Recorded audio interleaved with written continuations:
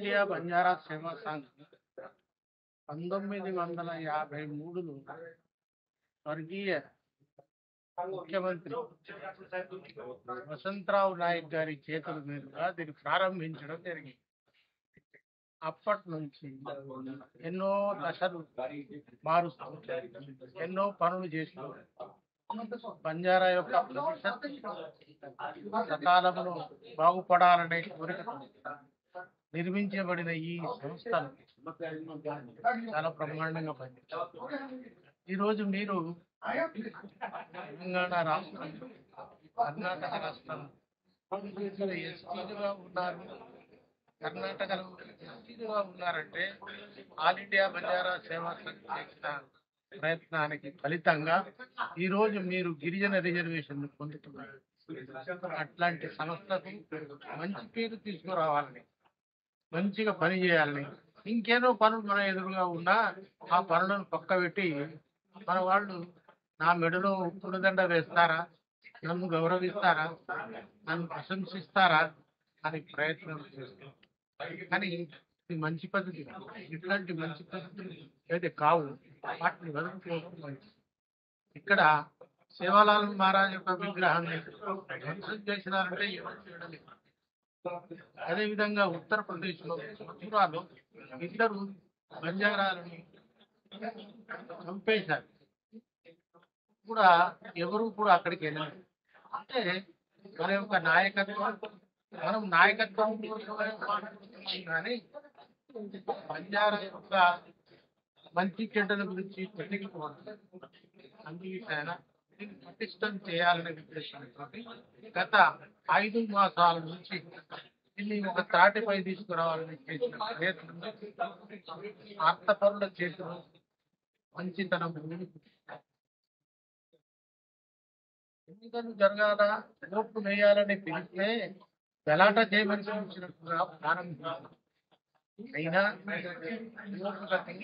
ఓటుతో all India corner నుంచి వచ్చిన గతంలో మాజీ అధ్యక్షులు ఆల్ ఇండియా బంజారా సేవా సంఘ రాజీవ్ నాయక్ గారు, అదేవిధంగా వర్కింగ్ ప్రెసిడెంట్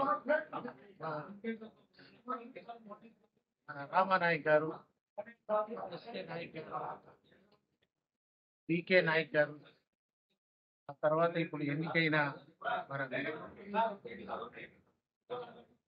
పిసి రావు చాలా ప్రయత్నం చేసి 30 సంవత్సరాల అనుభవం ఉన్నది. ఆయన ఏరియాలో ఆయన కొన్ని మంచి కార్యక్రమాలు తీసుకొని ఆ ప్రాంతంలోని ప్రజలను ఆయన బాగా ప్రసన్నం చేసుకున్నాడు. రాజ్పూత్ బామ్టా అనే ఒక కమ్యూనిటీ బోగస్ సర్టిఫికెట్ తీసుకొని ఉంటుంటే అట్లాంటి కేసును హైకోర్టులో వేసి వాళ్లకు బంజారాల యొక్క హక్కును వాళ్ళు హరించకూడదని ప్రయత్నం చేసిన వాడు మన నాయకుడు టీసీ. అయితే ఇప్పుడు జరిగింది ఏంటంటే గత 5 మాసాల నుంచి నేను చెప్పినట్టుగా ఎంతో ప్రయత్నం చేస్తూ ఉన్నాను. కానీ ప్రయత్నం చేసి సమావేశాలు ఏర్పాటు చేసి ఓటర్ లిస్టు తయారు చేసి చక్కగా ఎన్నికలు జరపడానికి భారతదేశంలో ఉండే నాయకులందరూ కూడా దాదాపు 32 మంది పార్టిసిపేట్ చేస్తే 27 మంది ఈ మన కార్యక్రమం పార్టిసిపేట్ చేస్తారు. అంటే ఇంత నమ్మకం ఉన్న ఈ ఆర్గనైజేషన్ ఈ నాయకత్వాన్ని బలపరచడానికి టీసీ రాఠోడ్ గారిని ఏకగ్రీవంగా ఎన్నుకుందాం అంటే వాళ్ళు గలాట సృష్టించి జరిగే కార్యక్రమానికి అడ్డు వచ్చి అది సద్దుమణిగిన తర్వాత ఒక వచ్చి వాళ్ళ యొక్క అభిప్రాయాలను తెలిపి కార్యక్రమాన్ని పూర్తి చేశారు. ఇప్పుడు మన కొత్త అధ్యక్షులు ఏ కార్యక్రమాలు టేకప్ చేస్తారనే విషయం మీద మనం పూర్తిగా ప్రశ్నించు. ఆయన ఒకటే అంటారు, భారత రాజ్యాంగంలోని 8వ షెడ్యూల్ బంజారా భాషను చేర్పించాలి. ఎందుకంటే బంజారా సంస్కృతి రక్షించబడుతుంది. అది మనం టాప్ ప్రయారిటీలో ఆ కార్యక్రమాన్ని మహారాష్ట్రలో 5,600 స్క్వేర్ మీటర్ల భూమి ఆల్ ఇండియా బంజారా సేవా సంఘం ఇస్తే దాన్ని కబ్జా చేయడానికి మన మిత్రుడు పవార్ శంకర్ గారు ప్రయత్నం చేస్తారు. అది ఆయన అబ్బా సొమ్ము అన్నట్టే ఆల్ ఇండియా బంజారా సేవా సంఘ్ ఇచ్చిన భూమిని ఆయన కబ్జా చేయడానికి ప్రయత్నం చేయడం ఎంతవరకు సమంజసం అని నేను అడుగుతున్నాను. ప్రతిసారి కుంటి షాపులు చెప్తూ ఏదో వాయిదా వేద్దాం ఎన్నికన్నా ప్రయత్నం చేస్తున్నారు. కానీ ఇష్ట వేసుకున్న ప్రజలందరూ ఎన్ఈసి మెంబర్లందరూ ఎన్నిక అయ్యేటంత వరకు మేము వెళ్ళాము అని భీష్మించుకుంటారు. చివరకు ఎన్నికలు జరిగిన తర్వాత టీసీ రాకుండా ఎన్నిక డిక్లేర్ చేయడం జరిగింది.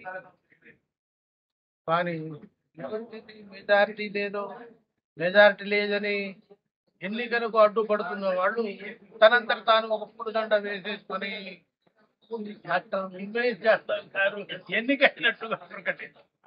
ప్రజలందరూ నమ్ముతున్నారు. నేను నమ్మితే పెద్ద చిక్కేం లేదు. ఒక మాజీ ఎంపీ ఆయన బీజేపీ నాయకుడు ఉండి ఇట్లాంటి దుర్బుద్ధి కార్యక్రమాలు చేయడం మంచిది కాదేమో అని అన్నాడు. एक नेता जो बीजेपी का नेता है, जो कि डर डर डर के जो है ना इलेक्शन नहीं लड़ रहा था, रंटी दाव खेल रहा था. जब लोगों ने देखकर उसके ऊपर हंस के फिर नए अध्यक्ष को चुनकर जो दिए हैं, ఇది చాలా మనకు గర్వించదగ్గ విషయం.